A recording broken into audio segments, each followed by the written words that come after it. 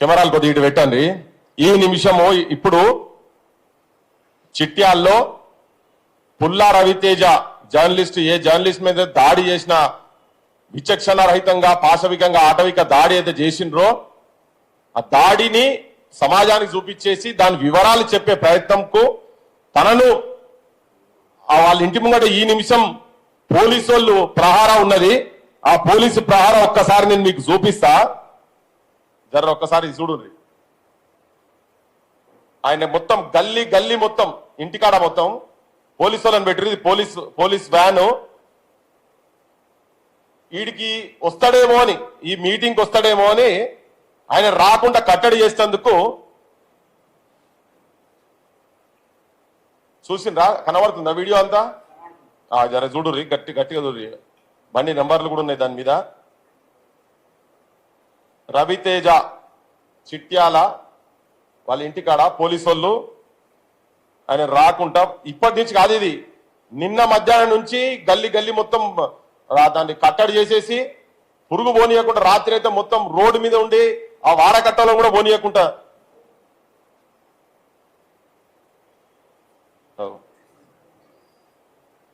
నేను ముఖ్యమంత్రిది ఇంకా అయిపోలే, ఇది ఒక్కసారి చూడండి మొత్తం.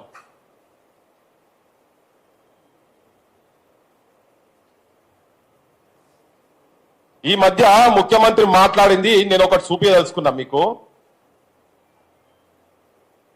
అన్న వచ్చేసి వీళ్ళు మాటలు ఒకటి మాట్లాడతారు, చేతలు ఒకటి చేస్తారంట. లేవనెత్తండి, ప్రభుత్వానికి విజ్ఞప్తి చేయండి, అవసరం అనుకుంటే నిరసన తెలపండి, ధర్నా చేయండి. ప్రజా సమస్యల మీద మాకు అభ్యంతరం లేదు, మేము అనుమతులు ఇస్తున్నాము. చట్టసభలలో చర్చలు చేయండి. మళ్ళొక్కసారి వినండి జనాలు. లేవనెత్తండి, ప్రభుత్వానికి విజ్ఞప్తి చేయండి, అవసరం అనుకుంటే నిరసన తెలపండి, ధర్నా చేయండి. ప్రజా సమస్యల మీద మాకు అభ్యంతరం లేదు, మేము అనుమతులు ఇస్తున్నాము. చట్టసభలలో చర్చలు చేయండి. ఈయనేమో ధర్నాలు చేయండి, చర్చలు చేయండి, మేము అనుమతులు ఇస్తున్నామని పొంకనాలు కొడుతుంటాడు ఈ ముఖ్యమంత్రి రేవంత్ రెడ్డి. కానీ యాక్చువల్గా ఏంటంటే ఈ మీటింగ్ గురించి కాదు తన ఇవాళ కొడుకు వచ్చేది. పుల్లా రవితేజ ఇవాళ నిమ్స్ లో తనకు న్యూరో సంబంధించిన సమస్య లేదా ఆ గుండా వంశీకృష్ణ అంటోళ్ళు ఏ ఎమ్మెల్యే సపోర్ట్ తోటి గండ్రా సత్యనారాయణరావు, దాంట్లో గండ్రా వెంకటరామనారెడ్డి కూడా ఉన్నట్టు కొత్త కోణం చెప్పిర్రు. అంటే ఆపోజిషన్ రూలింగ్ ఇద్దరు కలిసి ఉన్నారు. ఇలా ఈ గండ్రా సత్యనారాయణరావు పెంపుడు కుక్క అటువంటి వ్యక్తి వంశీకృష్ణ అనేటోడు మధ్యలో వీళ్ళిద్దరి మధ్యలో పోలీస్ డిపార్ట్మెంట్కి వెళ్ళి సపోర్ట్ చేస్తున్నటువంటి ఏం పేరు అనే పేరు సంపత్ రావు, ఏసీపీ సంపత్ రావు. అయ్యా డిఎస్పీ, అక్కడ డిఎస్పీ అంటారు. ఇగో ఇవాళ జర ఒక్కసారి దీన్ని క్లోజప్ చేయండి. నిమ్స్ లో వాళ్ళు ఆ కొట్టుడుకు ఆయనకు నరాలకు ఇబ్బంది అయి ఉంటే ఇలా నిమ్స్ హాస్పిటల్లో తనకు అపాయింట్మెంట్ ఉన్నది. నిమ్స్ కు పోతాము మేము అంటే కూడా ఈ మీటింగ్ కి ఆడొస్తాడు అని చెప్పని ఆయన ఇంటికాడ నిన్న మధ్యాహ్నం నుంచి పోలీసులను పెట్టారు. చూడు ఇగో ఇక్కడ నేను క్లియర్ కట్ గా చూపిస్తున్నా. న్యూరాలజీ యూనిట్ 2 లో అపాయింట్మెంట్ ఉన్నది తనకి. అలా పుల్లా రవీందర్ డేట్ చూడండి, 24th ఆగస్ట్. ఇవాళ తనకు హాస్పిటల్ అపాయింట్మెంట్ ఉన్నది. దెబ్బలు కొడతారు మీరే. బీఆర్ ఉన్నది మొత్తం ఇలాజ్ కాకముందే హాస్పిటల్కి వెళ్ళి డిశ్చార్జ్ చేస్తారు, వాళ్ళు వీళ్ళు వచ్చిపోతున్నారని. ఈ మీటింగ్ నువ్వేమంటావు, మీటింగ్లు పెట్టుకొని నువ్వు ఏదుంటావు చెప్పుకోమని చెప్పి ముఖ్యమంత్రి చెప్తాడు. పత్రికా స్వేచ్ఛను ప్రభుత్వాలు పత్రికలు ఏం మాట్లాడినా ప్రభుత్వాలు స్వీకరించే స్థాయిలో ఉండాలని ఉప ముఖ్యమంత్రి మాట్లాడతాడు.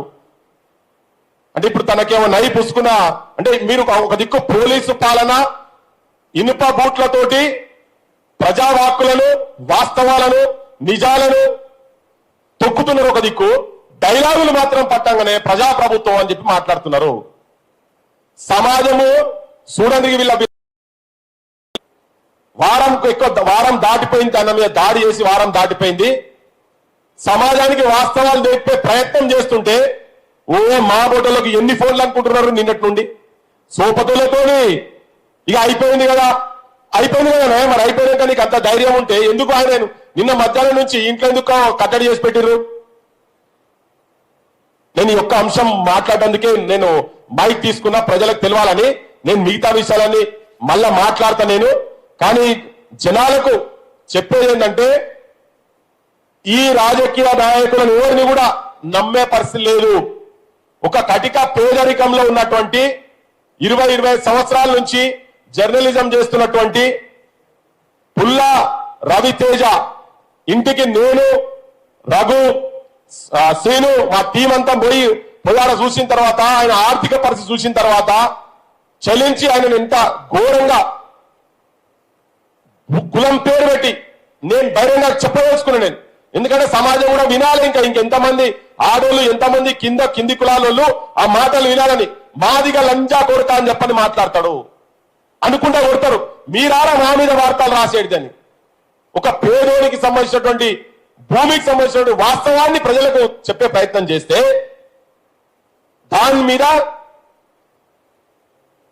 మీరు ఎందుకంటే ముగ్గురు వాళ్ళే ఉన్నారు ఇక్కడ. ఏంటి, ఒక మాదిగ జాతిలో పుడితే జర్నలిస్టు కూడా జర్నలిస్ట్ కాదుగా. మాదిగానే ఫస్ట్ మీ దృష్టిలో మాదిగోడు కొడతారు. 3 రోజుల వరకు 4 రోజుల వరకు ఎవరు దాని దిక్కు కూడా ఎవరు మాకు కూడా చెప్పిండ్రు. మాకు ఒక 2 రోజులు ఆలస్యమైంది ఇక్కడ ఉన్న పరిస్థితులు చూసుకొని. ఎవరైనా పోయి ఆడ మాట్లాడతారా, బహిరంగం చేస్తారా అని చూసినాం. తర్వాత పోయినాం మేము ఆడికి. పోయిన తర్వాత రఘుండి జగ నువ్వు లేచి కూర్చోగలుగుతావా అంటే అట్లా రెక్కలు ఇట్లా పట్టుకొని ఇట్లా అంటే ఒక్కసారి కలుక్కుమని కళ్ళకి నీళ్ళు వచ్చినాయి. అది చూసినాక అనిపించింది. నిన్న ఫోన్ చేసి నాకు అంటాడు రఘు, ఆయన గురించి మీరు గడ్డ ఎట్లా పోతారు పోయి ఏదో చెప్పాడు, స్నానం ఇట్లా బయట చేస్తుంటారు. అరే ఆయన బాత్రూములు లేవు ఆయన ఇంట్లో, 2 రూమ్లు ఉన్నాయి. లేకుంటే బలాట్లో వేస్తారు, గది బతుకోవాలది.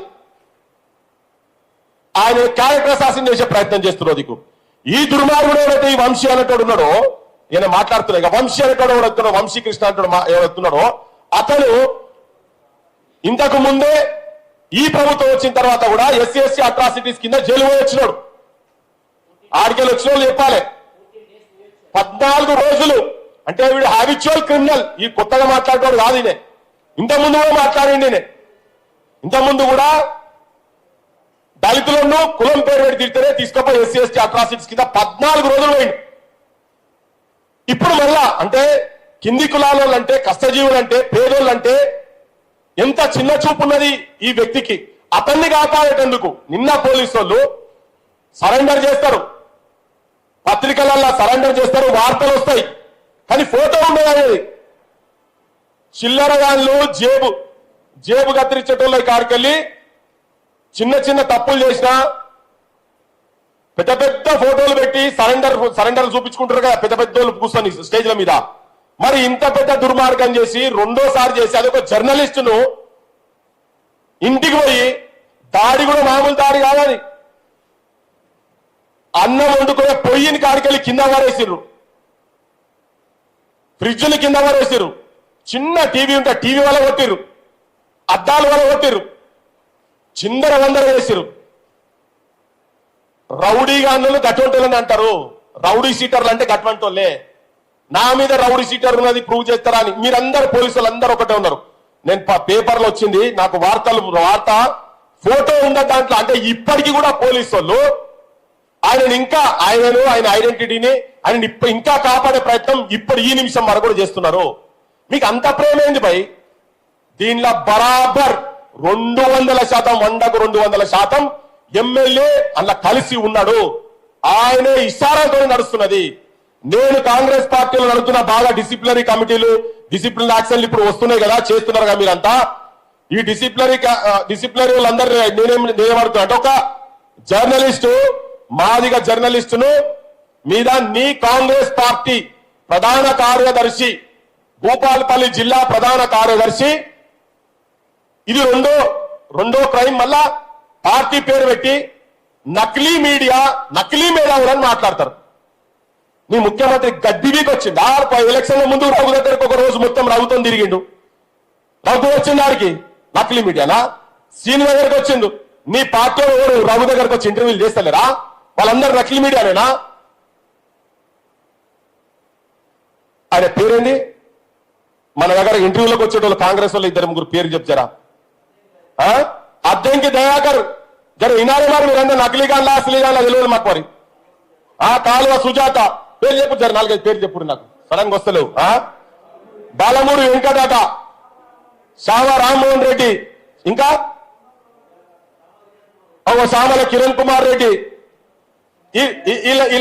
వీళ్ళందరి బాసు రేవంత్ రెడ్డి. రేవంత్ రెడ్డి ఒక రోజు మొత్తం పాదయాత్రలు పట్టుకొని పోయింది కదా.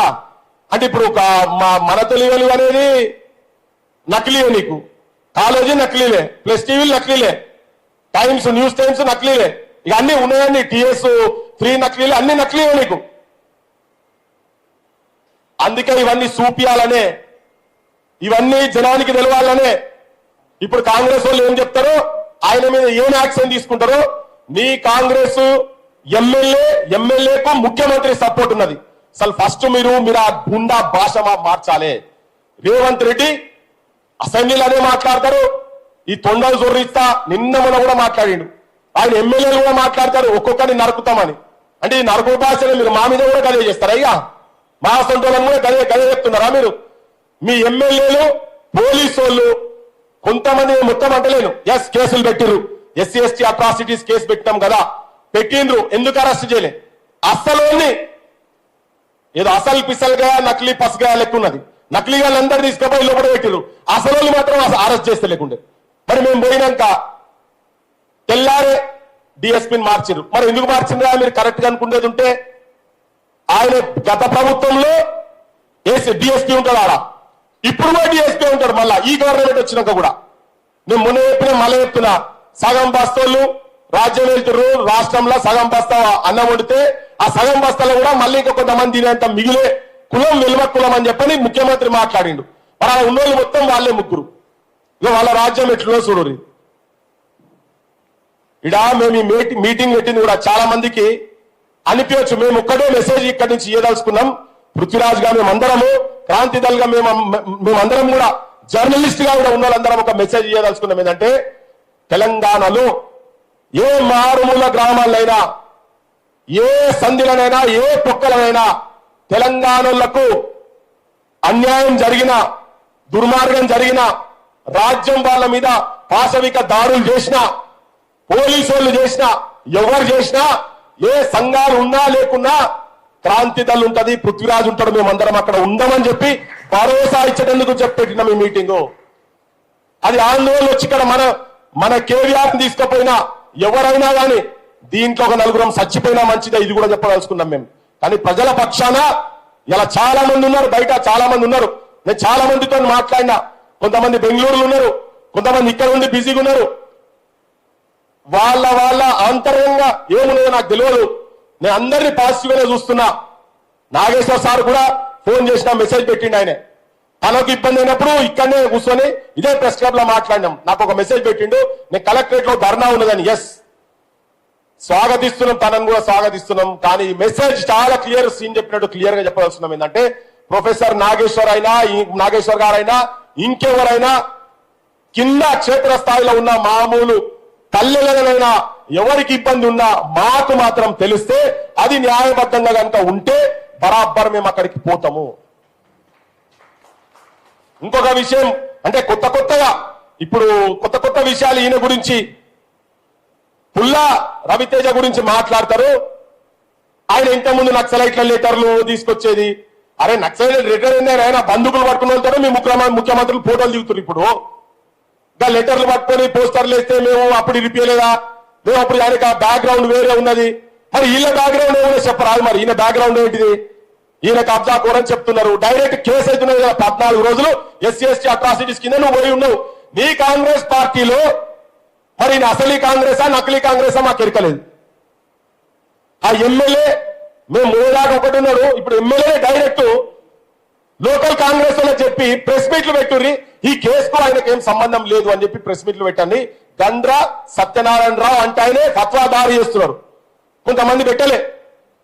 నేను చెప్తున్నాం, ఇట్లా చేసేటోళ్ళు మీరు లోపతోటి ఉండి బయటతోటి చేసే మీ అందరినీ థరోగా ఎక్స్పోజ్ చేస్తాం.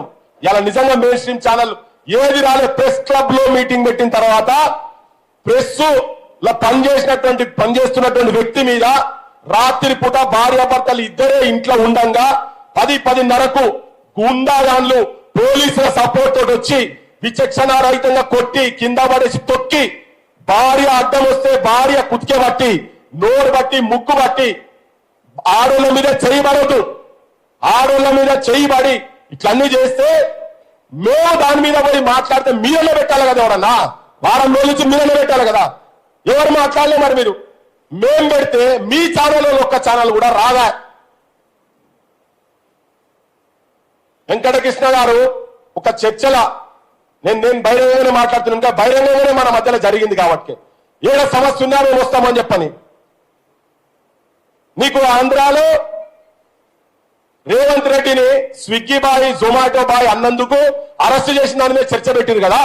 ఇలా నేను అడుగుతున్నాను మిమ్మల్ని, నువ్వు ఆ రోజు చెప్పినావు నువ్వు ఏదో సమస్య ఉన్నా చెప్పు అని. నేను నిన్న నీకు మెసేజ్ పెడదామనుకున్నా మీకు, కానీ ప్రెస్ క్లబ్ నుంచి మీకు ఇన్విటేషన్ పోతుంది కదా.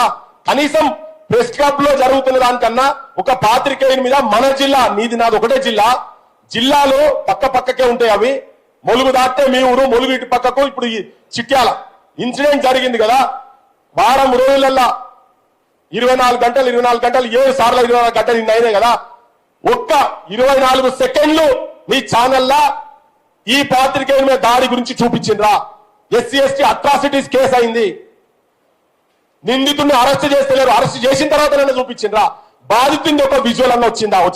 నాకు తెలియగలుగుతున్నా, వచ్చిందా? ఏబిఎన్ ఆంధ్రజ్యోతిలో వచ్చిందా? నేను ఏబిఎన్ ఎందుకు అంటున్నా అంటే, నేను మీతో సుపరిచితం ఉన్నది కాబట్టి ఆ అన్నావు, నువ్వు ప్రామిస్ చేసినావు మీరు చెప్పండి మేము రాకపోతే చూడండి అని చెప్పని. మరి 1 వీక్ అవుతుంది, ఏబిఎన్ లో ఎందుకు రాలే వార్త? వాని జర్నలిస్ట్ కాదా? ఆయనకు అక్రిడిషన్ కూడా ఉన్నది కదా. ఒక మామూలు వార్త, సామాన్యమైన వ్యక్తి మీద దాడి జరిగినా చూపించాలి.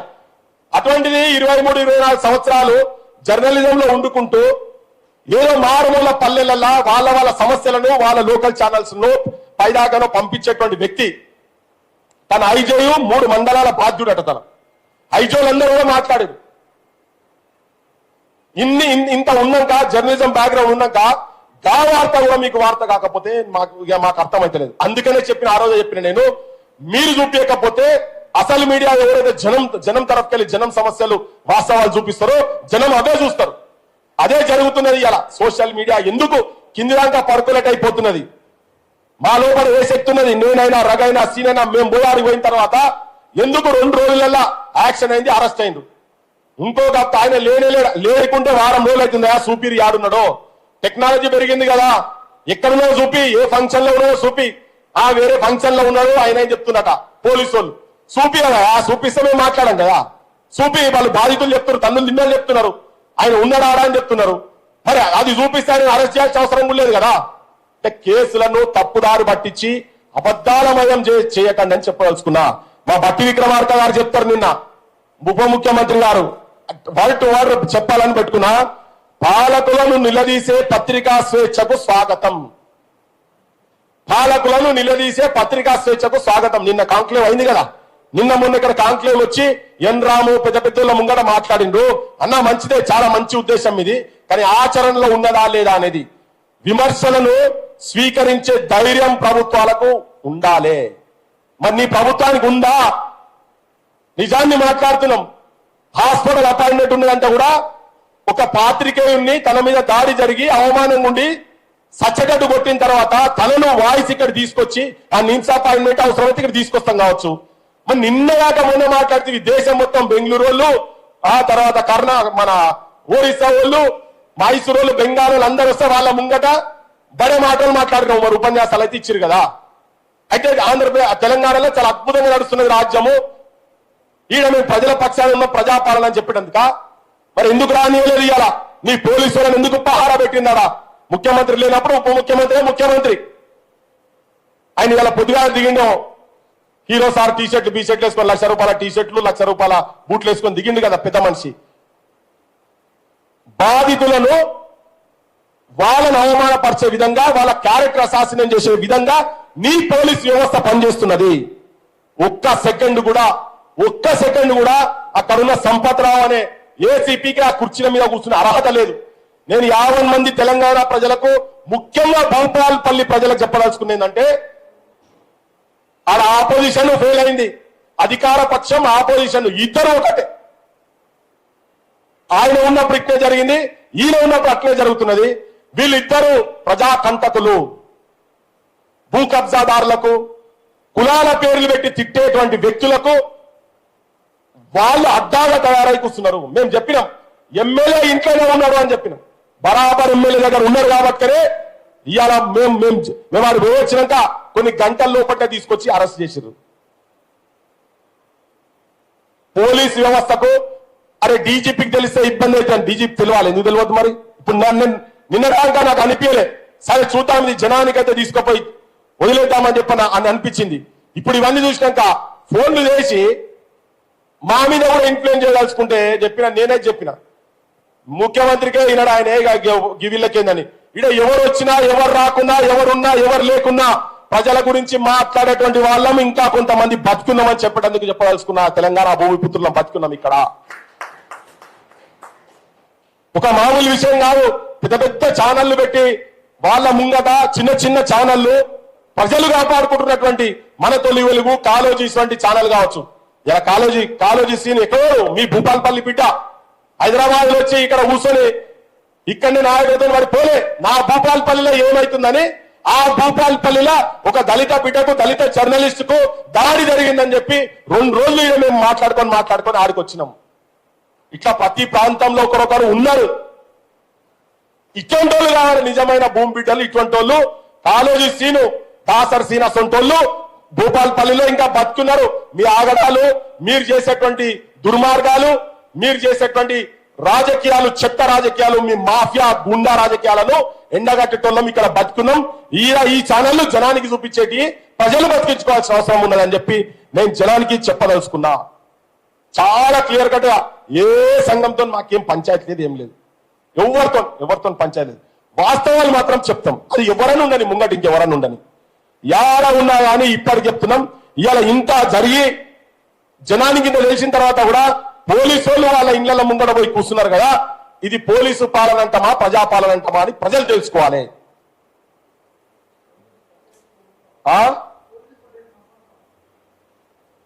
పోలీస్ పటేల్ మన్వన్ పాలన వాళ్ళు ఏం పటేళ్ళు మనకు తెలియదు. కానీ ఈమె మాత్రం ఇంతకుముందు గడిల పాలన అన్నాడు, ఇప్పుడు జూబ్లీహిల్స్ గడిలోకి వెళ్ళి నడుపుతున్నాడు. ఈయన దాన్న శివరెడ్డి భాయ్ గడిల పాలన నడుపుతున్నాడు.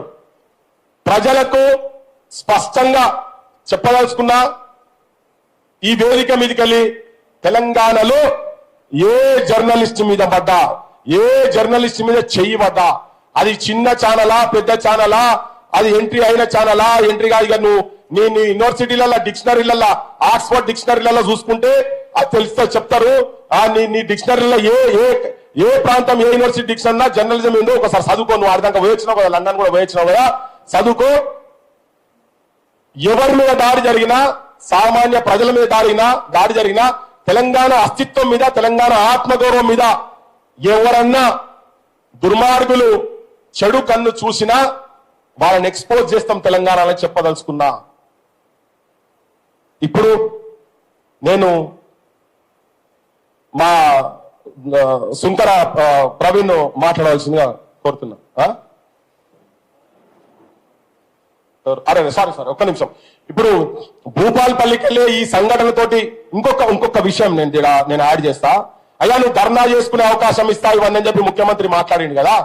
ఒక ఘోరమైన, ఒక నీచమైన, అతి నీచమైన రేవంత్ రెడ్డి నీకే చెప్తున్నా, నీ గవర్నమెంట్ కు మీకే చెప్తున్నాం.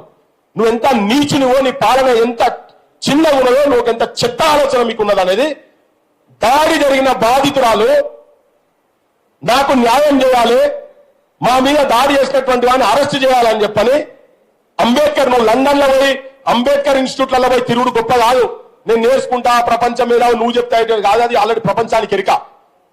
అంబేద్కర్ విగ్రహం ముంగటికి వచ్చి కూర్చొని తన ప్రొటెస్ట్, తన వాయిస్ వినిపిద్దామని తెలంగాణ ఆడబిడ్డ, తెలంగాణ బతుకమ్మ, తెలంగాణ దళిత జాతి ముద్దు బిడ్డ బాధితురాలు అంబేద్కర్ విగ్రహం కాడ కూర్చుంటే ఎర్రటి ఎండ, నేను రఘు సీను మేము పోయి ఉంటే ఏంది గిట్లా కూర్చున్నారంటే పోలీసు వాళ్ళు దంట సత్యనారాయణరావు ఆర్డర్స్ మీద, అక్కడ ఎమ్మెల్యే ఆర్డర్స్ మీద ఎవరు టెంట్ ఇవ్వద్దు, ఫ్లెక్సీ పెట్టుకుంటామంటే ఎవరు ఫ్లెక్సీ ఇవ్వద్దు, ఏ టెంట్ హౌస్ వాడు ఎవరు కానీ అక్కడ ఇస్తే బిడ్డ మీ సంగతి చెప్తామంటే వడ్లు ఆరవేసుకునేటువంటి పరదాలు కిందేస్తే ఆ పరదాల మీద కూర్చున్న మేము కూడా దాదాపు 1.5 2 గంటలు ఎర్రటి ఎండల ఇది నువ్వు ఆడోళ్ళకి ఇచ్చేటువంటి గౌరవము. సీరిస్తున్నా, బతుకమ్మ సీరిస్తున్నా, ఆడోళ్ళకు బస్సులు ఇస్తున్నా, ఇది కాదు. ఇది కూడా ఎంత నీచమైన పను. మీ రాజ్యంలో, మీ ప్రభుత్వంలో మీరు ప్రజాపాలన అనే దానివల్ల ఢిల్లీలో ఒకటే తిరుగుతాడు కదా రాహుల్ గాంధీ. ఇక్కడ ఏర్పత్తలు ఇక్కడ తెలుస్తలేదు ఆయనకు. ఈ విషయం కూడా జనానికి చెప్పవలసింది. ఎందుకంటే కనీసం న్యాయం కోసము క్షేత్రస్థాయిల కింద కూర్చుంటామంటే కూడా వాళ్ళను కనీసం ఒక టెంట్ కింద కూడా కూర్చునేటువంటి స్వేచ్ఛ లేనటువంటి దుర్మార్గమైన ప్రజాపాలన, రౌడీలు, గుండాల పాలన రేవంత్ రెడ్డి కావచ్చు, గండ్రా సత్యనారాయణ రావుది కావచ్చు. ఇప్పుడు అదే ప్రాంతంకి వెళ్ళి వచ్చిన వాళ్ళతో చేదోడు వాదోడుగా ఉండుకుంటూ వాళ్ళ సమస్యల గురించి మాట్లాడుతున్నటువంటి మొన్న పోయినప్పుడు ఉండే మా జనార్దన్ భాయ్ వచ్చి అక్కడ సిచ్యువేషన్ ఏంది, ఆ ఇష్యూ ఏందనేది చెప్పవలసిందిగా కోరుతున్నా. Thank you.